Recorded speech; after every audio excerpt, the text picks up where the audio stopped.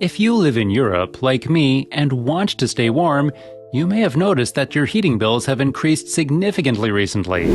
The continents in the group are experiencing an energy crisis due to rising demand for gas supplies that are lower than normal, as well as a shortage of renewable energy. Don't forget to hit the like and subscribe button to get the latest updates. However, there is hope that the completion of these large construction projects will, in theory, aid in the immediate resolution of the problem. But this isn't your typical energy plan. It's not a hydroelectric dam or a power plant.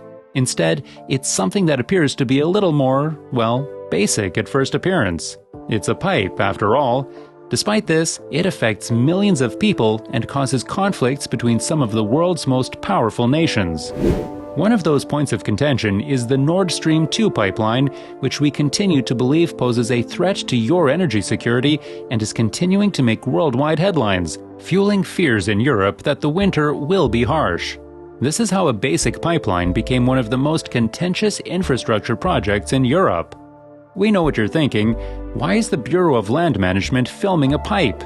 Actually, there's a lot more to it than that.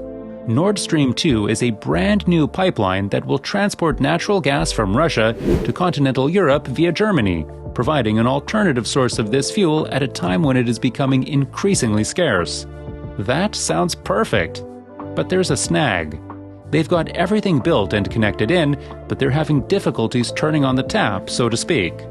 Let's take a step back before we get into the specifics. The $11 billion Nord Stream 2 line runs parallel to the original Nord Stream line, which was finished almost a decade ago. Nord Stream 2 is one of the world's longest offshore pipelines, stretching over 1,200 kilometers and passing through the economic zones of 5 nations. It is made up of around 100,000 pieces, each weighing 24 tons. There are 2 of them, by the way. It's a pair of lines. Once operational, it will provide 55 billion cubic meters of gas per year, enough to power 26 million homes, and it will be able to meet almost a third of the country's future gas needs.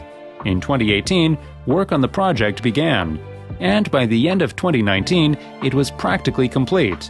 The team is laying up to 3 kilometers of piping per day using the world's largest construction ship, the Pioneering Spirits. Before being attached to the main pipe and lowered to the seabed, pieces were welded and tested on boards.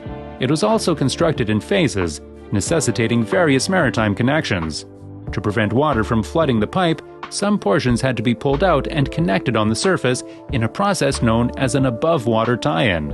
However, some of the most spectacular work was done on the ground, particularly in Germany. As the pipeline approaches the shore, 700-meter microtunnels were built to connect the receiving station to the pipeline. This entails drilling an entry shaft at the station and dropping a tunnel boring machine into it, which then proceeds to burrow towards the water, laying pipe as it goes. The equipment was pulled out and removed from the seabed before the land and sea pipe sections were joined.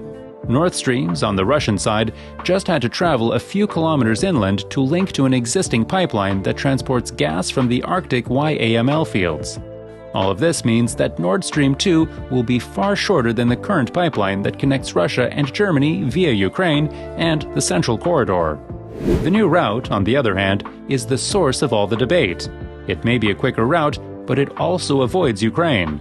That is a country with whom Russia has been at odds since 2014. Russian troops are moving quickly to take control of military bases in Crimea, but the first shots in what the United States is calling a Russian invasion of Ukraine have already been fired. It's a country whose income is heavily reliant on present pipelines, and it is a country that will suffer as a result of the new program.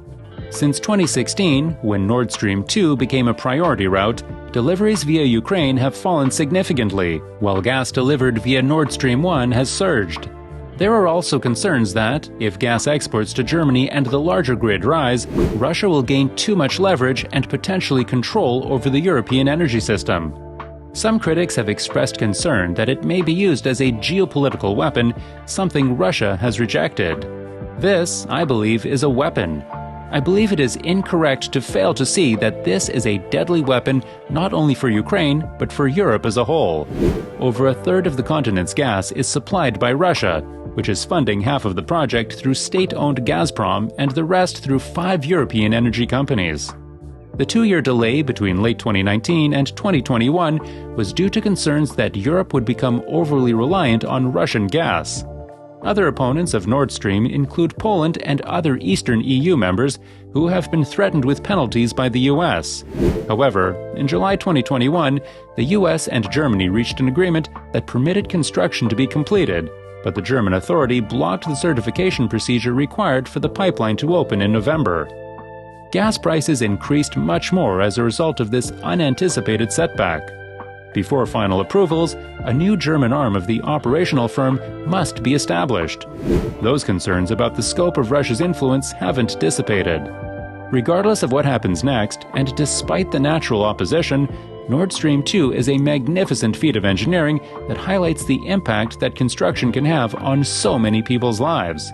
Of course, many countries are investing in renewable energy and making significant commitments to go green in the future decades, all of which will limit Russian fossil fuel influence.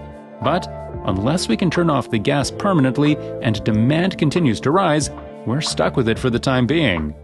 It may not be the ideal solution, but some argue that it is what Europe requires at the moment. That is, once the flame has been kindled. Subscribe to our channel if you enjoyed this video and want to see more videos from the Engineering Progress channel.